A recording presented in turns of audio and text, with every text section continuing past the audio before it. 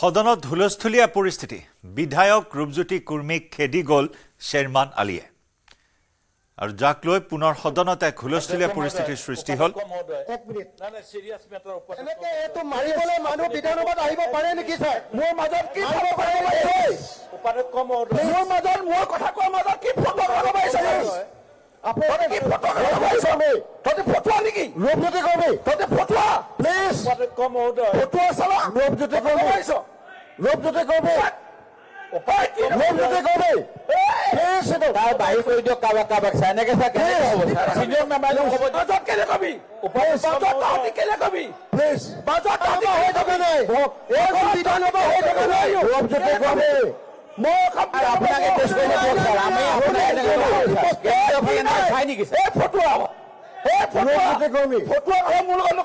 তাৰ মুখ চবৰে আছে সেই গতিকে সকলোৱে বেয়া কথাও কৰিব ভাল কথাও ক'ব পাৰে সেইটো ছাৰ বিশেষ অধিকাৰ নহয় কাৰোবাৰ বেয়া কথা কোৱাটো ছাৰ বাজত তাতে কেলে কথা কবি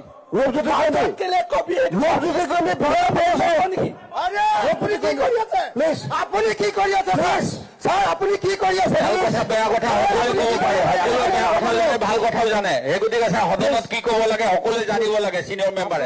এনেকে কয় নেকি ছাৰ প্লিজ ৰূপজ্যোতি কৰ্মী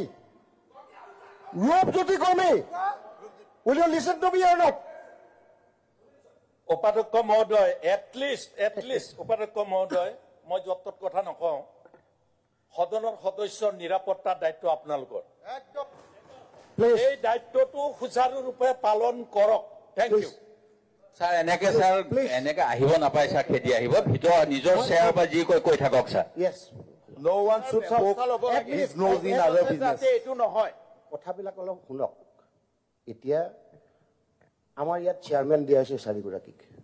স্পিকাৰ ডেপুটি স্পিকাৰ যদি নবহে চেয়াৰমেনসকলক দি থাকে তেখেতসকলে লাৰ্ণিং প্ৰচেছ তেখেতসকলে বহি থকাৰ কাৰণে সেইটো সময়ত যথাযোগ্য এক্সপিৰিয়েঞ্চ নাই আপোনালোকে সহায় কৰিব লাগে আৰু এটা কথা সদস্য কোনোবা এগৰাকী যদি সদস্যই কথা কৈ থাকে আপোনালোকে নোট কৰিব লাগে আপোনালোকক যেতিয়া টাইম পাব সেইটো সময়ত কাউণ্টাৰ দিয়ক কাজিয়াটো ক'ৰ পৰা আৰম্ভ হয় সেইটো কাৰণে হয় আৰু এনেকুৱা ধৰণৰ কথা ৰূপজ্যোতি কুৰ্মী আপুনি কোনো সদস্যক তেনেকৈ চেলেঞ্জ কৰি যোৱাটো ঠিক নহয় আৰু মই এক মিনিট ৰ'ব আপুনি তেনেকৈ নকৰিব এইটো পৰম্পৰা নহয় সদনৰ যিটো মৰ্যাদা সেইটো আপুনি বজাই ৰাখিব আপোনালোকেও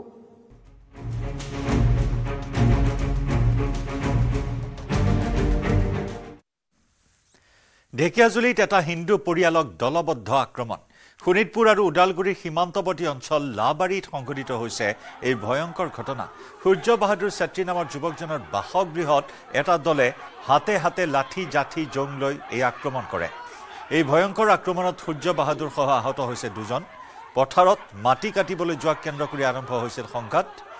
পথাৰত মাটি কাটিবলৈ যোৱা সূৰ্য বাহাদুৰ ছেত্ৰীক বাধা প্ৰদান কৰা আবিদুৰ ৰহমান নামৰ লোকজনে খেদি পঠিয়ায় আৰু ইয়াৰ পাছতে আবিদুৰ ৰহমানৰ নেতৃত্বত সূৰ্য বাহাদুৰ ছেত্ৰীৰ বাসগৃহত কৰিলে দলবদ্ধ আক্ৰমণ আবিদুৰ ৰহমান আনোৱাৰ আলী বিল্লাল আলী চান্দমল আলী চান্দ মিয়া সুনামল আলী নেতৃত্বত এদল লোকে হাতে হাতে লাঠি জাঠি জং লৈ গাঁওখনত প্ৰৱেশ কৰি সূৰ্য বাহাদুৰ ছেত্ৰীৰ বাসগৃহত চলালে আক্ৰমণ এই ঘটনাত খবৰ লাভ কৰি ৰাক্ষসমাৰী আৰক্ষী চকীৰ পৰা এদল আৰক্ষী ঘটনাস্থলীত উপস্থিত হয় অৱশ্যে আৰক্ষী উপস্থিত হোৱাৰ পূৰ্বেই ঘটনাস্থলীৰ পৰা পলায়ন কৰে আক্ৰমণকাৰী দলটো আৰক্ষী উপস্থিত হোৱাৰ পূৰ্বেই ঘটনাস্থলীৰ পৰা আক্ৰমণকাৰীয়ে পলায়ন কৰে ঘটনা সন্দৰ্ভত সূৰ্য বাহাদুৰ ছেত্ৰীৰ ভাতৃ থণ্ডি বাহাদুৰ ছেত্ৰীয়ে ৰাক্ষসমাৰী আৰক্ষী চকীত দাখিল কৰে এজাহাৰ কিন্তু আৰক্ষীয়ে ঘটনা তদন্ত কৰাৰ বিপৰীতে আঘাতপ্ৰাপ্ত সূৰ্য বাহাদুৰ ছেত্ৰীৰ লগতে তেওঁৰ ভাতৃ আৰু পিতৃক নিশা 11 বজালৈকে আৰক্ষী চকীত আবদ্ধ কৰি থয় লগতে আৰক্ষীয়ে নিশা গোচৰটো মীমাংসা কৰিবলৈ হেঁচা প্ৰয়োগ কৰাৰ অভিযোগ পৰৱৰ্তী সময়ত আবিদুৰ ৰহমান আনোৱাৰ আলী বিল্লাল আলী চান্দামল আলী চান্দ মিয়া সুনামল আলী সহ 8জনৰ বিৰুদ্ধে ঢেকিয়াজুলি আৰক্ষী থানাত ভুক্তভোগী পৰিয়ালটোৱে দাখিল কৰিছে এজাহাৰ আমি নিজৰ পথাৰত ট্ৰেক্টৰ লৈ মাটি কাটিবলৈ যাওঁতে আবিদুৰ ৰহমান